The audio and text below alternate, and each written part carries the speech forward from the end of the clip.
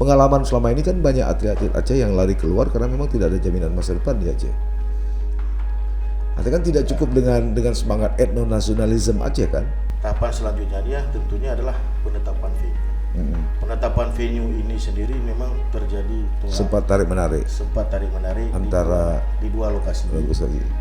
Itu ada lokasi pengembangan kampus Unsyiah 2 sekarang WSK, pengembangan kampus WSK 2 dan Kuta Malaka. Kemarin juga Pak Gubernur dan Ketua DPR Aceh bertemu juga dengan KONI Pusat, ketua KONI Pusat dan pengurus gitu ya. Di sana juga ada semacam stressing dari Ketua KONI. Sebaiknya KONI Aceh itu fokus pada pembinaan prestasi. Menurut Pak Dedi sebagai Kadispora gimana nih? Sepakat dengan pendapat Pak Marsiano? Iya, saya rasa ini yang ngomong langsung kan Ketua KONI Pusatnya ini.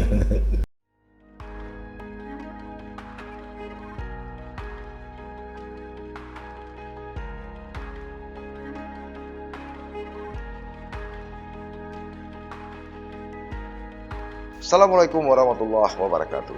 Sahabat Sisi Lain, berbagai fakta, data, dan peristiwa terjadi. Media mainstream, bahkan media sosial, melihatnya dari satu sudut, tapi kami mengungkapnya dari sudut yang berbeda.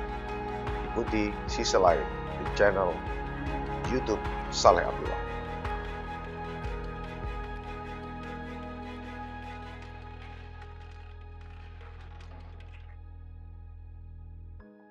Assalamualaikum warahmatullahi wabarakatuh. Waalaikumsalam warahmatullahi wabarakatuh. Sahabat Sisi Lain, hasil bidding tahun 2018 yang lalu, Aceh dan Sumatera Utara ditetapkan sebagai tuan rumah Pekan Olahraga Nasional yang ke-21 pada dijadwalkan pada September 2024 mendatang bertepatan dengan Hari Olahraga Nasional. Berbagai persiapan telah dilakukan, namun sempat beberapa saat Aceh mengalami stagnan, katakanlah tertunda dengan berbagai regulasi yang dilakukan. Namun akhir-akhir ini regulasi tersebut satu persatu dituntaskan oleh pejabat Gubernur Aceh Ahmad Marzuki. Salah satunya adalah penetapan lokasi tuan rumah atau venue, kemudian panitia besar PON. Lantas apa saja yang masih menjadi kendala dari persiapan perhelatan akbar insan olahraga Indonesia itu di Provinsi Aceh dan Sumatera Utara? Hari ini atau malam ini kami telah mengundang Kepala Dinas Pemuda dan Olahraga Aceh, Bapak Dedi, untuk membahas masalah ini secara lebih detail untuk beberapa menit ke depan. Assalamualaikum Pak Dedi. Waalaikumsalam. Ya, insan olahraga atau publik Aceh ingin tahu nih, setelah ditandatangani venue, kemudian panitia besar PB PON oleh pejabat Gubernur Aceh Bapak Ahmad Marzuki, apa yang sedang Bapak dan tim lakukan saat ini? Baik, terima kasih. Saya manggil Bang Saleh aja ya. Iya. Atau saya cerita dulu kronologis. Ya, boleh. Memang pada tahun 2018 itu dilakukan bidding PON, ketepatan pada bidding PON tersebut, alhamdulillah Aceh dan Sumut ditetapkan menjadi tuan rumah. Yeah. Di dalam perjalanannya kenapa telat? Karena ada beberapa aturan perpres yang harus dirubah. Perpres tersebut kemudian keluar di tahun 2020 lalu. Apa itu isi perpresnya? Ya, tentang perubahan dari tuan rumah satu provinsi menjadi dua provinsi atau lebih. Karena undang-undangnya selama ini satu. Nah, jadi kemudian keluar, setelah keluar tersebut di bulan Juli seingat saya. Kemudian kita kejar terus, kita godok, akhirnya itu butuh proses yang panjang. Pada tahun November 2020 alhamdulillah keluarlah SK Menpora tentang penetapan Aceh dan Sumut menjadi tuan rumah. Nah, di dalam perjalanannya kita beberapa kali melakukan rapat, baik itu KONI Pusat dan KONI Aceh, termasuk juga KONI Sumut. Itu diawali dengan pembagian cabur, kemudian pembagian cabur fix, kemudian baru kita lakukan tahapan selanjutnya. Nah, tahapan selanjutnya dia tentunya adalah penetapan venue. Penetapan venue ini sendiri memang terjadi sempat tarik menarik antara di dua lokasi. Bagus lagi. Itu ada lokasi pengembangan kampus Unsyiah 2 sekarang WSK, pengembangan kampus WSK 2 dan Kuta Malaka. Jadi di dalam perjalanan juga itu sampai 2 tahun juga. Tapi kan ada juga kabupaten kota. Ada beberapa kabupaten kota itu sampai 18 kabupaten kota. 18 kabupaten kota. Itu ide siapa itu membagi 18 kabupaten kota itu? Ya kebetulan itu hasil verifikasi KONI Aceh. Oh, KONI Aceh. Kemudian setelah verifikasi baru kita duduk bersama lagi dengan Dispora Aceh, kemudian kita bentuk tim untuk memverifikasi pada tahun 2021. Toh tim ini berjalan sampai dengan akhir Desember, tapi juga kita belum bisa menetapkan lokasi venue tersebut. Dengan tentunya ada berbagai kendala. Nah, kendala ini terjadinya tolak tarik antara dua lokasi yang saya sebutkan tadi. Cuma alhamdulillah hari ini sudah ditetapkan bahwa lokasi itu langsung di kampus 2, pengembangan kampus 2. Hanya 3 atau 2 cabur yang di luar ya. Arung Jeram Arung Jeram di Aceh Tenggara. Itu juga ada beberapa pilihan sebenarnya. Ada di Pidi, ada di Biren dan Aceh Tenggara. Nah, Pidi kita pernah buat event di Pidi, Dispora pernah buat event. Jadi event yang kita laksanakan pada saat hujan itu sungainya flat, itu di Perumane flat, sehingga kita harus menunggu satu hari. Jadi kalau itu kita laksanakan, apalagi PON kita tahu kan September Oktober, tentunya itu pada masa musim penghujan. Kalau sempat itu hujan, udah pasti nggak bisa main, tidak bisa dilaksanakan. Nah, satu lagi di Takengon, satu lagi bukan di Bener Meriah, di Biren, di Pucuk Kurung namanya. Itu debit airnya kecil, apabila agak sedikit kemarau itu debit airnya kecil sehingga tidak bisa dilaksanakan Arung Jeram. Nah, pilihan terakhir adalah Aceh Tenggara, walaupun lokasinya Alas, di Ketambi, Sungai Alas, walaupun lokasinya jauh dari Banda Aceh, tapi secara transportasi bisa melalui Medan, bahkan di Aceh Tenggara sudah ada bandara, sehingga kita pilihlah Ketambi tersebut. Apalagi itu Ketambi sudah terkenal sampai ke internasional, itu salah satu faktor. Nah, kemudian di Bener Meriah dan Takengon juga. Di Takengon itu ada triathlon juga itu dilaksanakan di Danau Lutawar. Kemudian di Bener Meriah itu aerosport, paralayang dan lain-lain sebagainya. Nah, pertemuan kemarin pejabat Gubernur Aceh bersama Ketua DPR Aceh, Menpora, termasuk mengkritik kita belum punya DED. Ya, jadi kita memang belum punya DED. Kenapa DED terlambat? Karena memang belum penetapan venue pada saat itu, sehingga kita tidak berani melakukan pembuatan DED. Sebenarnya Sumatera Utara juga belum ada DED. Mereka cuma baru ada master plan. Jadi untuk DED secara spesifik Sumatera Utara belum ada. Cuman digembar-gemborkan di luar itu sudah ada. Padahal belum ada sama sekali. Belum ada sama sekali. Nah, kita insya Allah tahun ini kita coba kejar untuk disiapkan master plan ya dengan DED-nya. Memang kalau DED terlalu spesifik, tapi kita masih membaca aturan-aturan bagaimana ini bisa dilaksanakan karena waktunya kan sangat singkat. Sementara anggaran yang tersedia sangat besar. Anggarannya APBN ya? APBA kita. Oh, untuk DED APBA. Untuk master plan-nya APBA. Untuk venue-nya APBN. Venue-nya insya Allah APBN. Kira-kira berapa itu yang udah diprediksi? Kalau diprediksi kita sekitar 3,8 triliun. 3,8 triliun. Untuk berapa venue? Untuk 13 venue yang di lokasinya di kampus WSK 2. Oh, itu 13. Ya. Untuk stadion sendiri itu sudah ada. Total cabur berapa kita ikut? Total cabur itu ada 33 cabur. 33 cabur. Sisanya berarti di Sumatera Utara di Medan. Sisanya di Sumatera Utara. Enggak, total dari keseluruhan 65 cabur. 33 di kita, 34 di Sumatera Utara. Tapi kalau kita hitung kan 67. Nah, ada 2 cabur ini. Cabur bola putri itu larinya ke Sumatera Utara dan basket putri larinya ke Sumatera Utara. Awalnya di kita, tapi hasil duduk bersama rapat yang khusus bola putri dan basket putri dialihkan ke Sumatera Utara. Dan kita minta petang pada itu kembali ke kita, sehingga Sumatera Utara merelakan petang di Aceh, di Banda Aceh. Aceh sendiri tim putri sepak bola sama basket putri ada ya? Kalau basket putri ada, cuma kalau bola putri saya belum tahu ini. Yang lebih tahu KONI saya rasa. Tapi kan kalau ada basket putri Aceh, kalaupun main di Sumatera Utara tentu kan tidak pakai jilbab juga ya? Pakai jilbab. Saya waktu Popda kemarin kita buat basket putri loh. Iya. Dan sukses, alhamdulillah tidak ada komplain, tidak ada Nggak ada apapun, komplain bahkan ya. terlaksana dengan baik. Jadi kenapa bisa lari ke Sumatera Utara? Ya itu hasil pembahasan Pembahasan. Win-win Koni solution Pusat, ya. win-win solution. Iya, win-win solution, Jadi ya. berbagi lah. Berbagi. Ya, sejauh ini kepanitiaan baru ada PB PON Ya, ya. panitia inti PB PON. Tapi nanti pasti ada lagi panitia lokal ya. Ya, insya Allah juga PB PON ini akan ada pengembangannya. Kalau di Papua itu ada sub PB PON lagi namanya.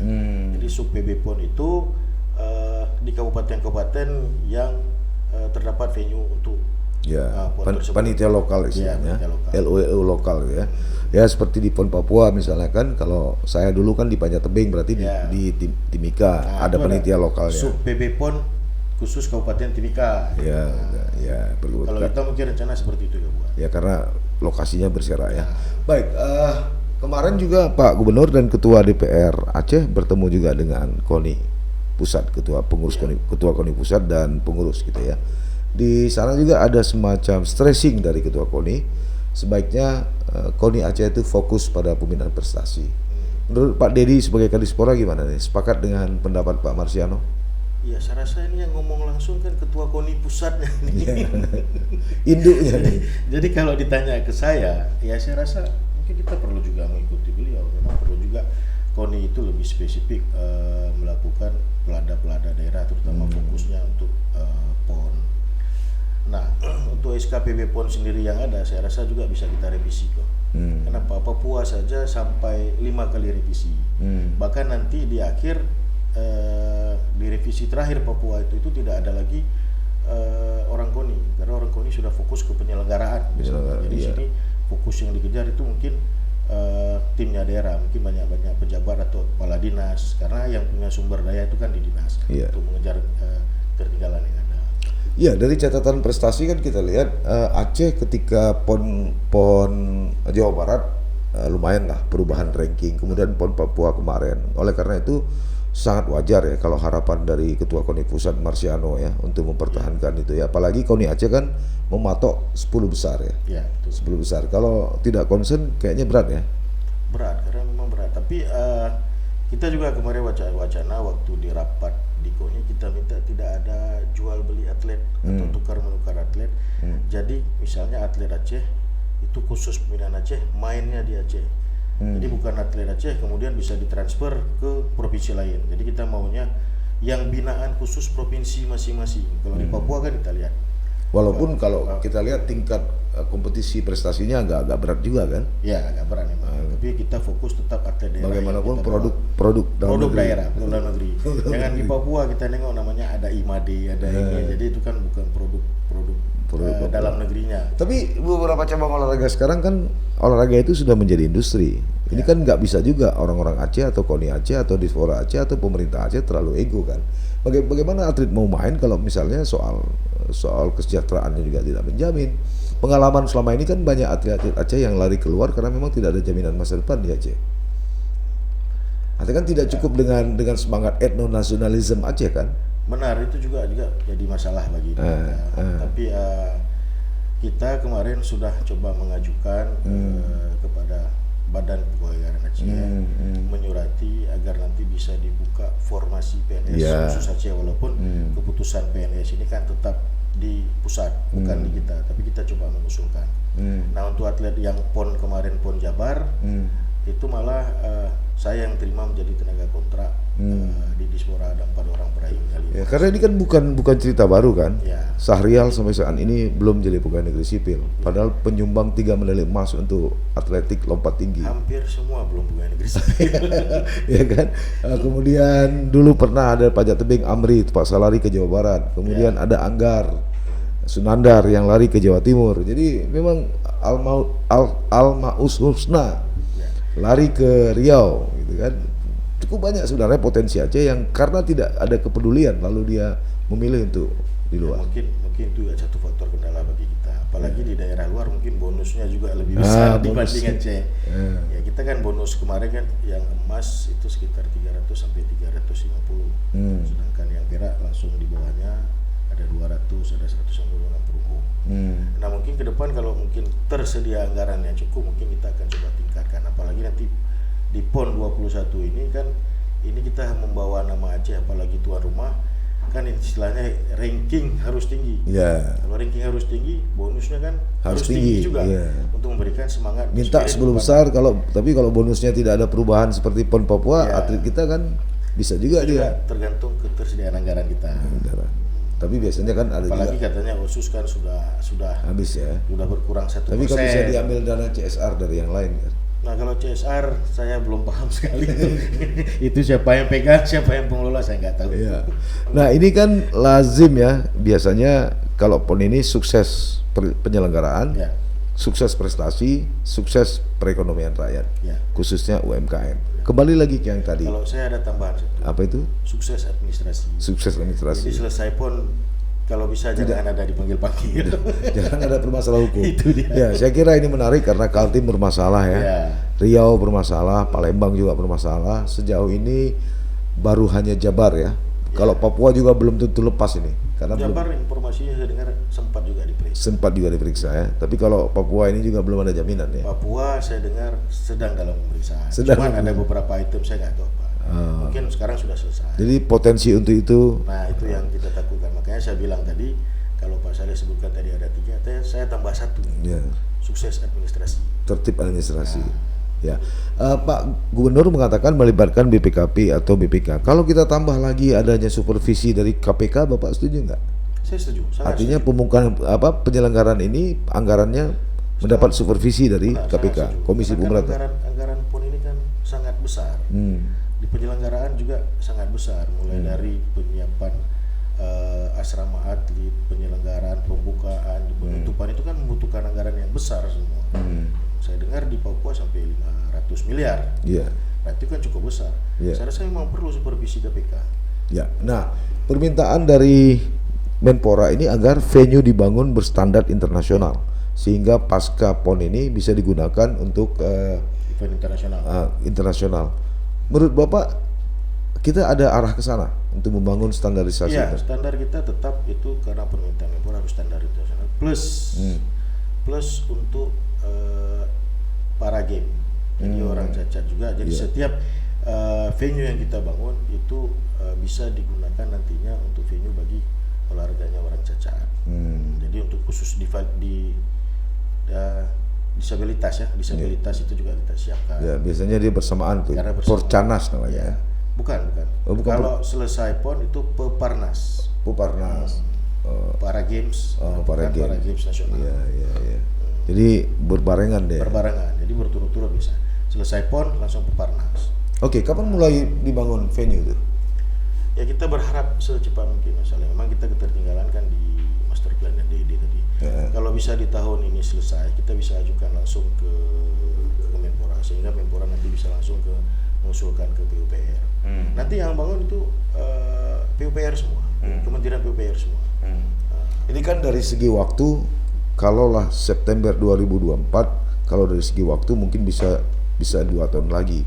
Tapi bagi pembinaan atlet prestasi 2 tahun ini tentu sudah sangat singkat, ya kan? Harus diporsir itu. Apakah Dispora melalui KONI Aceh sudah mulai melakukan ini? Iya, sudah mulai. Pelatnas. Jadi selesai PON ini sudah melaksanakan Terus pelatnas, ini ya? terus-terusan. Itu bahkan nanti tahun depan lagi sampai dengan nanti menjelang PON. Terus saja Jadi dilakukan. karena Aceh ini dapatnya wildcard seluruh cabur, makanya kita ada ratusan atlet nanti. Sehingga membutuhkan tentunya biaya yang sangat besar untuk melakukan. Ya, tapi kan walaupun wildcard kan janganlah sampai jadi ayam sayur kan.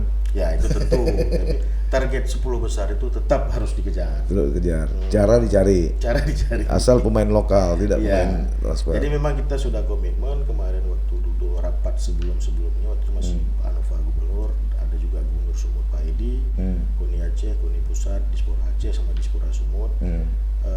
Itu sudah bisa dibilang memutuskan lah kalau bisa itu tidak ada lagi transfer antar atlet antar provinsi. Jadi Baik. bisa khusus atlet lokal yang main sendiri. Jadi nampak pembinaan masing-masing provinsi tersebut. Apa yang Pak Dedi alami kendala sekarang? Terkait PON. Ya, terkait Pak. Terkait PON memang ada beberapa kendala yang harus kita, terutama yang terkait dengan DED tadi yang harus segera kita siapkan. Kemudian sedang kita laksanakan ini, kita coba godok untuk akta PB PON. Karena HPB PON ini kan menjadi satu lembaga nanti tentunya harus punya akta, itu juga kita sedang siapkan, tapi kita plotkan itu di perubahan. Kemudian juga kita sedang godok pergub tentang penyelenggaraan PON. Pergub penyelenggaraan PON harus itu menjadi dasar hukum kita. Kita sudah coba masukin draft pada bulan 3 lalu, Maret lalu, tapi diserahkan kita SK tim pembahasnya di akhir bulan. Karena kita sibuk-sibuk waktu itu penyelenggaraan Popda, itu kita tinggalkan dulu karena ini sudah sangat spesifik itu. Nah, begitu ditetapkannya venue ini berarti kita harus kejar kembali, dan ini sedang kita kejar kembali, mudah-mudahan cepat selesai. Karena pergub ini juga setelah selesai kita bahas harus kita konsultasikan ke Kemendagri lagi. Ini yang biasanya buat lama ya. Tapi mudah-mudahan kita coba terobos nanti, mudah-mudahan bisa cepat selesai sehingga ini bisa menjadi pegangan hukum kita. Berarti tidak ada kendala lain ya? Tidak ada kendala lain. Harapan Pak Dedi pada buat teman-teman stakeholder dari pegiat olahraga ini? Ya, saya harap semua pegiat olahraga, stakeholder kita semua bisa mendukung lah. Apalagi yang kita bawa ini kan marwahnya Aceh. Jadi saya harap semua saling dukung. Kalau bisa ya kritiknya yang membangun lah. Jangan kritiknya rata-rata ini kan banyak yang a priori. Jadi istilahnya kritik tapi tidak memberikan solusi. Jadi kita harapkan kritik pun ada solusinya juga. Jadi jangan sekedar kritik, apalagi medsos sekarang kan luar biasa sekali. Salah sedikit duduk. Mungkin kritik karena rasa simpati ya. Iya, simpati ada. Emang orang Aceh ini rasa memilikinya juga tinggi. sehingga beda-beda tipis antara kritik dengan rasa memiliki gitu. Ya, begitu. Baik Pak Dedi, terima kasih atas kehadirannya. Baik, sama-sama. Mudah-mudahan tetap lancar. Sahabat sisi lain, itu tadi perbincangan kami dengan Pak Dedi, Kadispora Aceh. Mudah-mudahan tidak ada kendala apapun. Harapan kontingen Aceh berada pada posisi 10 besar nasional. Kemudian sukses penyelenggaraan, sukses prestasi, sukses pemberdayaan ekonomi rakyat, dan tertib administrasi dapat benar-benar terwujud. Mudah-mudahan sehingga setelah PON tidak ada pejabat di Aceh yang berurusan dengan Gedung Merah Putih di Jalan Rasuna Said. Mudah-mudahan. Sampai ketemu. Assalamualaikum warahmatullahi wabarakatuh. Waalaikumsalam.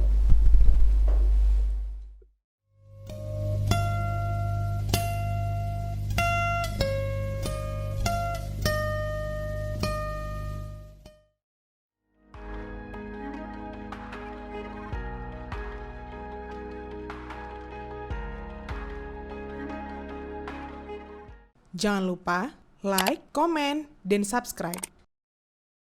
Serta aktifkan lonceng notifikasi.